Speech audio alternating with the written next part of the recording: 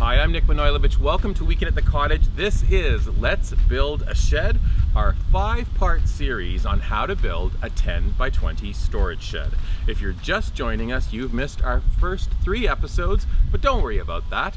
You can check us out on YouTube, where you can also subscribe to learn about Episode 1, how we laid the site, the foundation, and the floor. Episode 2, when we learned about trusses, rafters, and gussets. Who knew? Episode 3, when I had some friends in the midst and we were able to put up the walls and those trusses. And now coming up in episode 4, we're gonna put up the outer cladding and the roofing.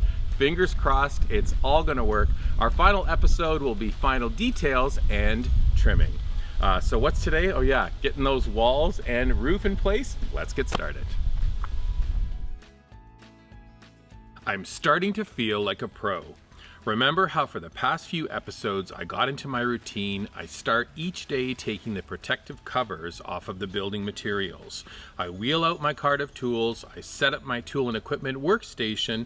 Then, the last episode, I started giving the tools a good wipe or brush before each workday.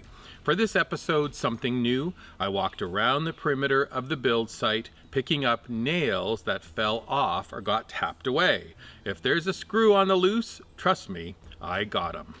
For the next part of the build, we started, as always, by reviewing our plans. Then, it's on to truss trim. We needed to add lengths of 2x4s to the ends of the roof trusses. This trim will stabilize the trusses and serves as a rest for all the good stuff to come.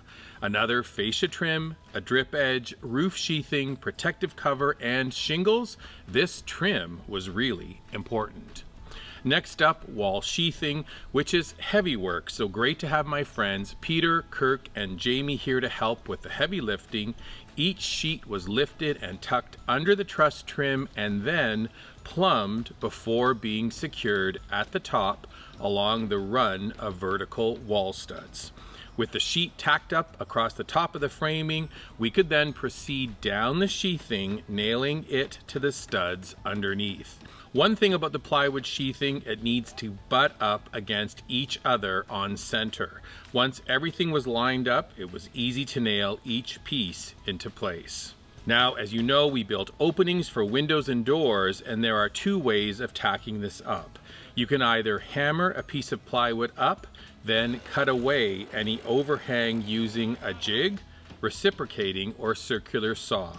Another way is to hold up the sheathing, trace the opening, then position the plywood on a work surface to cut the opening using a circular saw.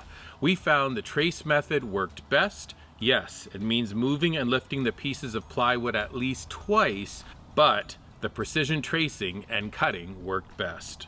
This was especially helpful for the taller parts of the shed where an angle cut was needed, and also special cuts for the vent openings on the front and the back of the shed.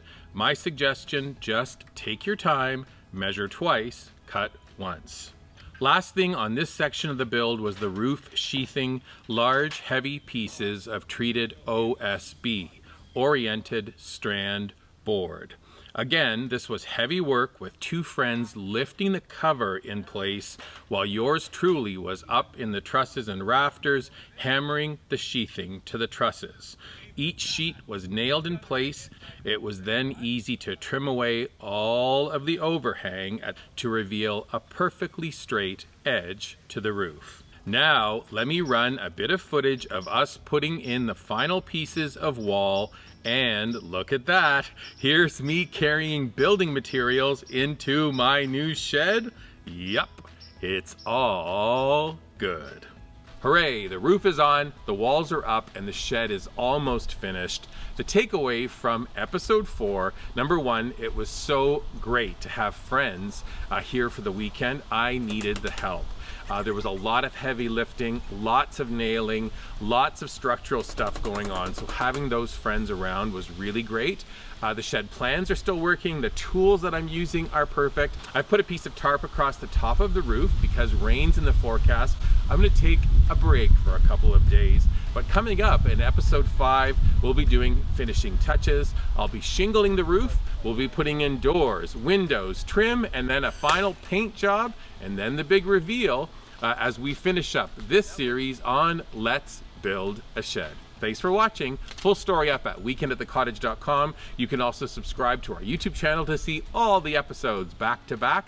And then finally, find us on your favorite social media platforms because we'll have lots more about this story and everything we're doing to Let's Build a Shed together. Thanks for watching. We'll see you again.